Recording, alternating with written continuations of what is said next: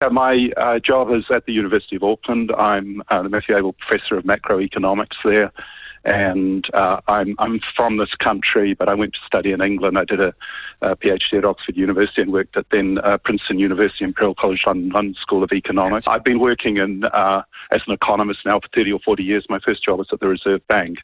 So I take a very close interest in economics and the economic policies of this country, and I try to write from a non-partisan perspective as well, critiquing National, critiquing Labour, ACT, all the different parties' policies.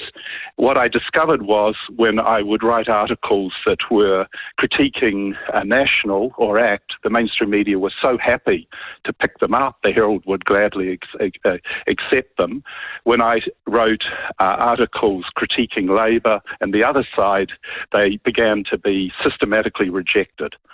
And I have a lot of examples of those articles, and the articles that they did accept, the mainstream media started editing the articles and changing the meaning. When I sort of complained directly to the editor of the Herald, I said, well, at least can I see the changes that you're making? They said no. They would publish the article with their changes, unseen by me, but under my name and with my photo. I wrote an article critiquing National. They gladly put it in. Then I wrote a follow-up article a year or two ago saying Jacindonomics does not exist, which was that there was really no coherence behind the economic strategy of the Labour government. And that, of course, was rejected. They didn't want to have anything to do with it.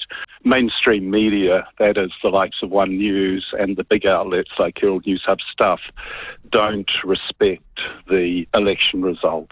At some very deep level, they are not respecting the democratic will of the people. They don't believe the present government, the incoming government, is legitimate, that David Seymour and Winston Peters and Luxon really should be there.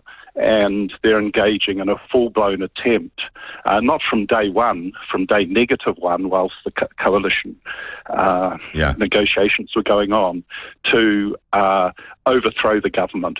So they are in a full-blown revolt.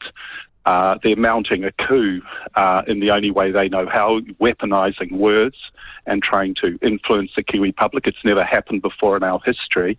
Usually, when the people have voted for a new government, there is, around the world, known as the honeymoon period.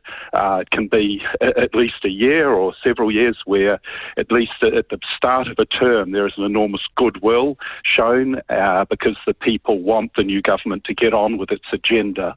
That's what they voted for. But the mainstream media, right from the start, showing no goodwill. They don't want the new government to get on with its agenda. They just don't want it.